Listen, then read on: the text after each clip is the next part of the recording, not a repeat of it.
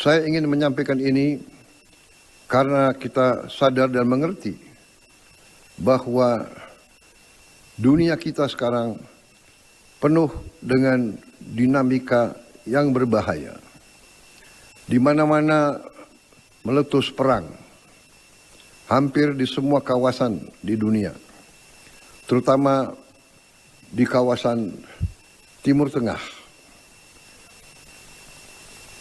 Beberapa saat yang lalu kita menyadari ada perang yang besar di Eropa, di Ukraina. Sekarang hampir seluruh Timur Tengah terkena. Walaupun kita berada secara geografis jauh dari tempat itu, tapi bumi kita sudah menjadi sesungguhnya kecil. Apa yang terjadi di satu kawasan akan mempengaruhi kawasan-kawasan lain. Saudara-saudara, seluruh dunia sedang mengalami goncangan. Seluruh dunia. Akibat perang di Timur Tengah, kita terus terang saja harus siap menghadapi kesulitan.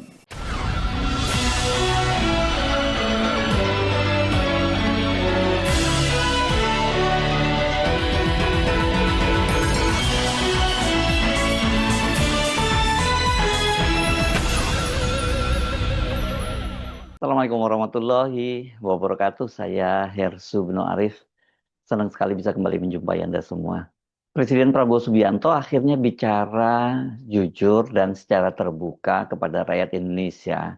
Dia memperingatkan untuk mempersiapkan diri menghadapi kesulitan akibat dampak perang yang terjadi di Timur Tengah dan yang dampaknya langsung dirasakan oleh seluruh dunia termasuk Indonesia.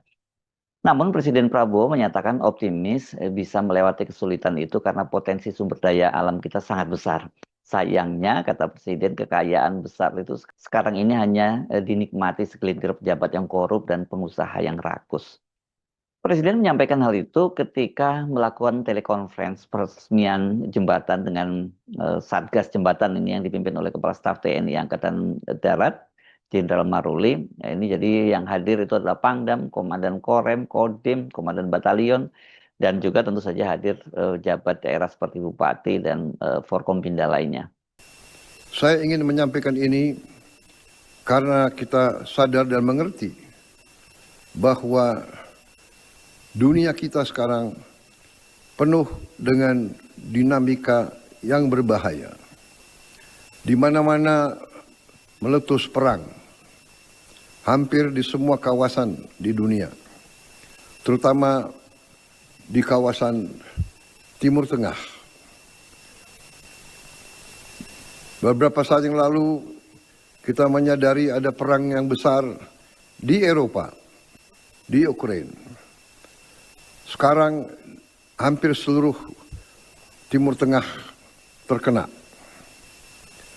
Walaupun kita berada secara geografis jauh dari tempat itu, tapi bumi kita sudah menjadi sesungguhnya kecil. Apa yang terjadi di satu kawasan akan mempengaruhi kawasan-kawasan lain. Bangsa kita, negara kita berada dalam jalur yang sudah benar. Kita berada di jalur tidak memihak. Kita selalu berada di jalur bebas aktif, non-blok. Kita tidak ingin ikut blok manapun. Kita menghormati semua kekuatan. Kita menghormati semua negara. Itulah Indonesia. Bhinneka Tunggal Ika di dalam negeri, tapi juga keluar negeri. Kita menghormati semua bangsa, menghormati semua agama, menghormati semua ras, menghormati semua kelompok etnis. Inilah yang membuat Indonesia sekarang menikmati kondisi yang damai. Kita menghadapi kesulitan dengan sikap kita ingin mengatasi kesulitan. Kita harus berani mengatasi kesulitan. Kita tidak menutupi kesulitan. Kita tidak pura-pura tidak ada kesulitan. Akibat perang di Timur Tengah, kita harus siap menghadapi kesulitan. Tapi sekali lagi, kita bersyukur bahwa sebenarnya bangsa Indonesia punya kekuatan. Kita punya kekuatan yang besar. Tapi juga saya harus jujur kepada seluruh rakyat. Dan saya juga akan memberi suatu taklimat kepada seluruh bangsa Indonesia dalam waktu dekat. Dalam kesempatan ini saya ingin menyampaikan bahwa kekuatan kita, kekayaan kita yang luar biasa, sesungguhnya harus lebih baik lagi kita kelola, lebih baik lagi kita kendalikan.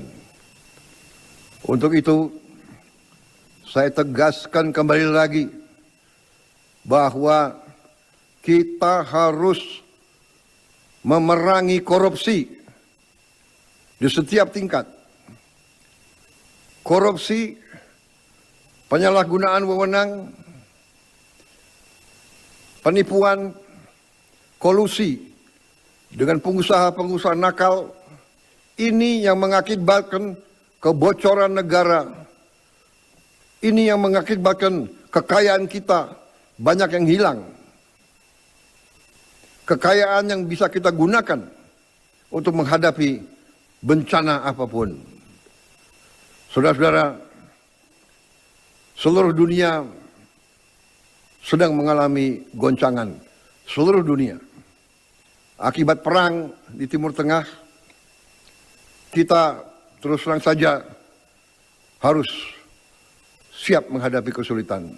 Pernyataan Presiden itu hanya semacam pendahuluan, karena seperti dikatakan tadi oleh Presiden, dalam waktu dekat akan memberikan taklimat kepada rakyat berkaitan dengan kondisi mutakhir dampak perang di Timur Tengah terhadap Indonesia. Saya kira ini penting ya, taklimat ini, supaya kita juga bisa tahu apa yang harus kita lakukan dan apa yang dilakukan oleh pemerintah. Jadi jangan hanya minta rakyat untuk bersiap, tapi apa yang dilakukan oleh pemerintah. Menyusul ditutupnya Selat Hormuz oleh pemerintah Iran dan tindakan secara sepihak Israel yang melakukan pemboman sejumlah ladang minyak di Iran, harga minyak di pasaran dunia hari Senin kemarin itu sudah tembus 115 dolar per barel, dan diperkirakan harganya akan terus naik menyusul situasi yang tidak menentu di kawasan Teluk. Jumat lalu, Menkeu Purbaya juga sudah menyampaikan bila harga minyak dunia tembus sampai 92 dolar per barel, maka pemerintah akan mempertimbangkan ini kemungkinan dua opsinya, berbagi beban dengan masyarakat atau juga memangkas program makan bergizi gratis. Berbagi beban itu bahasa terangnya ya bahwa harga BBM bersubsidi akan naik ya. Karena kemungkinan harganya ya kalau naik itu berarti akan dilepas mengikuti harga pasaran dunia seperti BBM non subsidi. Tapi saya kira itu nggak mungkin ya, setidaknya subsidinya dikurangin. Dan itu artinya harga BBM juga akan tetap naik. Sementara kalau MBG, Purbaya sudah menyatakan itu tidak terkait dengan porsi makanan yang akan sampai ke para pelajar, kepada ibu hamil dan anak-anak. Itu nggak akan dikotak-atik. Itu hanya prasarana pendukungnya seperti kendaraan bermotor, peralatan komputer yang akan menjadi fokus efisiensi. Hari ini, Selasa 10 Maret 2026, Kementerian ESDM melalui juru bicaranya Dwi Anggia memastikan pemerintah tidak akan menaikkan harga BBM bersubsidi. Kebijakan tersebut diambil agar masyarakat tetap dapat menjalankan aktivitas dengan tenang, terutama periode Ramadan dan Idul Fitri. Ini penting garis bawah ya, terutama pada periode Ramadan dan Idul Fitri. Selain menjaga stabilitas harga, pemerintah juga memastikan pasokan BBM nasional dalam kondisi aman dan tidak mengalami gangguan. Untuk stok, sekali lagi kami sampaikan sampai saat ini cadangan BBM kita masih aman, tidak terkendala, dan tidak terdampak secara langsung dari kondisi yang berlangsung di Timur Tengah saat ini. Kan sebelumnya dikatakan oleh Menteri Bahlil itu hanya 20 hari, yang itu kemudian memicu ras atau memicu antrian panjang, panik buying di berbagai daerah. Situasinya bagi pemerintah saat ini jelas dilematis. Menaikkan harga BBM bersubsidi dalam bulan Ramadan dan menjelang arus mudik Lebaran jelas bukan pilihan yang populis. karena dampaknya sangat luas dan itu bisa menimbulkan kekacauan atau kerusuhan.